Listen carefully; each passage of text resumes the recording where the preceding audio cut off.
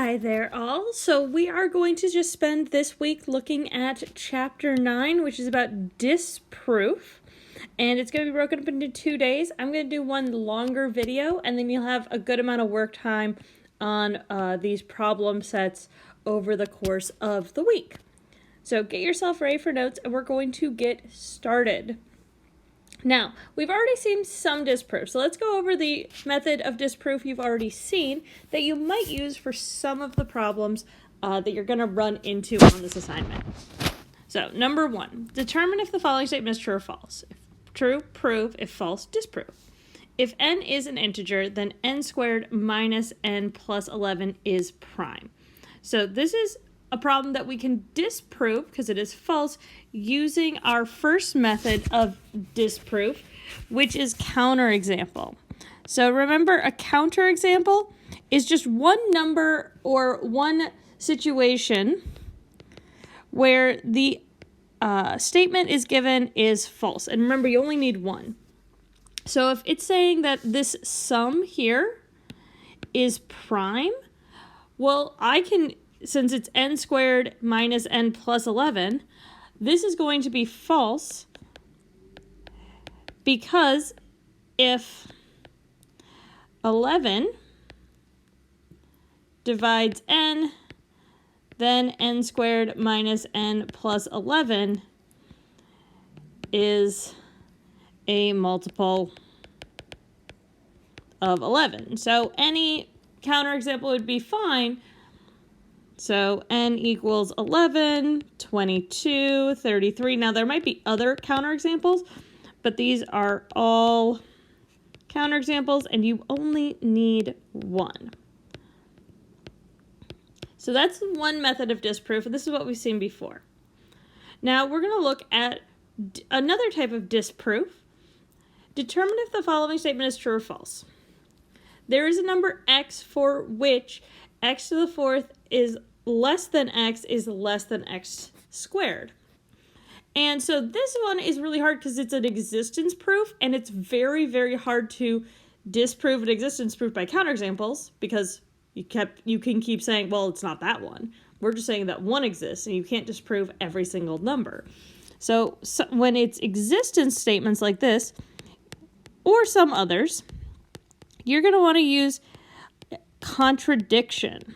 So you're going to try to prove it, and then hopefully arrive at a contradiction, or you'll actually finish the proof, in which case, because some of your homework, that will be an option if it's true. So you want to just start a proof. And for existence statements, if it's not easy to see right away which one it is, we're going to start by saying, all right, suppose there is a real number such that x to the fourth is less than x squared.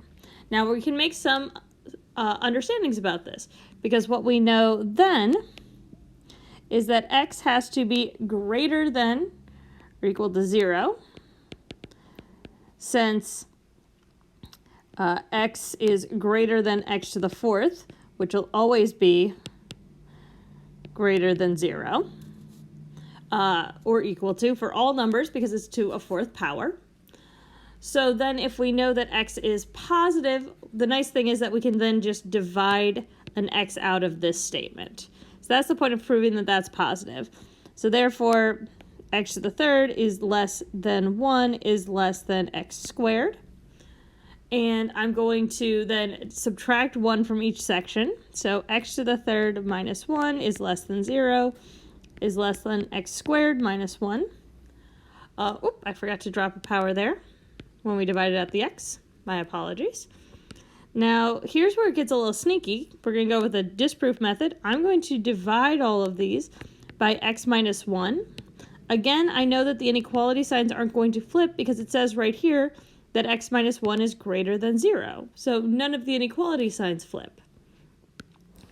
So we end up with 0 is less than 1. This part's just fine. And then if you recall, x cubed minus 1, anything to the power minus 1 divided by x minus 1 is just the sum of the lower term. So x cubed here minus 1, factor out an x minus 1, you get x squared plus x plus 1 is less than 0.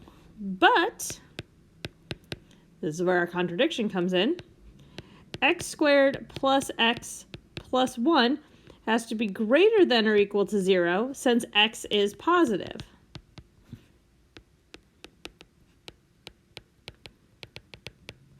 Which we showed earlier.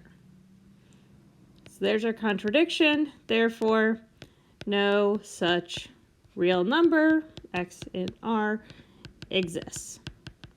So that's a disproof by contradiction. Now, as you can suppose, some of the things you're going to be working with this week are actually true, and I do want to do one review problem coming up, and I'm going to give you the spoiler that it is a true statement, but you might not know it to start with, so we're going to go through the process as if we don't know it's a true statement. So, number 3. If A and B are sets, then the power set of A intersect the power set of B is equal to the power set of the intersection of A and B. So this one you're like, I don't know. I don't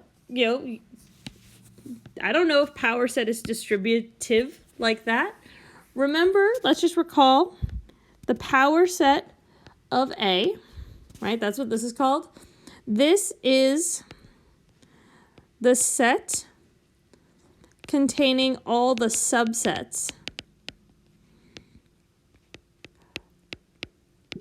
of A. So basically what this is saying is that if X is a subset of A, and if you recall from our proofs, that means that X in X implies that X is in A, then X is an element of the power set of A. So just a little notation right there. And we're going to sort of do the same thing with the disproof. We're going to try to prove it. If you're not sure exactly, right, sometimes you'll come across a problem and you're like, oh, I definitely know the answer to this. I know that it's true or I know that it's false because of my previous experiences. But you might arrive at one like this where you're like, I just don't know. Always start by trying to prove it. That's my strongest recommendation. And since here we're looking at 2 equal sets, I'm going to use our methods from chapter 8, and I'm going to start by saying, okay, well, I want to show that that first set is a subset of our second, and then vice versa. So here I'll say that X is an element of the power set of A intersect the power set of B. Now, using our definitions of intersection, that means X is an element of the power set of A, and X is an element of the power set of B. From there, we can use our definition of the power set to say, therefore, that X is a subset of A, and X is a subset of B. So and I'm just going to say the definition of a subset. And now I'm going to do a little review of some of our symbolic logic, because that's also really going to be helpful as we continue on in this course. For all X in X, so for every single one, since they're in the subset, that means that X is an element of A, right? That's the transfer there.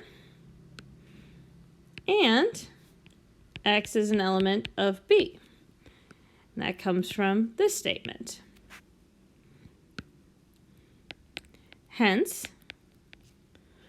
for all X in X, X is an element of the intersection of A and B, which implies that X is a subset of A intersect B. Just like that. Sorry if I misspoke just a second ago. I can't remember quite. Therefore, X is an element of the power set of A intersect B. So we've done the first step. And so far we haven't run into any issues. So now we want to show that the subset notation goes the other way. So say that X is an element of the power set of A intersect B. Then we will say that X is a subset of A intersect B, so that for all X in X, X is in A intersect B, which implies that X is in A and X is in B. So you'll notice that, okay, this is starting to feel very similar. And that's a good sign that this is actually one of the provable true statements that you're going to run into in this problem set. So we can finish it up by saying, all right, well then that means that X is a subset of A, and X is a subset of B. X is therefore an element of the power set of A, and X is an element of the power set of B. And there's small notation things just to make sure that you're watching out for. Hence, X is an element of the power set of A intersect the power set of B. So, therefore, power set of A intersect power set of B is equal to the power set of the intersection of the intersection. I was right the first time, of A and B. So hopefully this review feels pretty straightforward. If you have any questions, of course, be in touch on Zoom or in the comments or by emails. And good luck with Chapter 9. Hope to talk to you soon.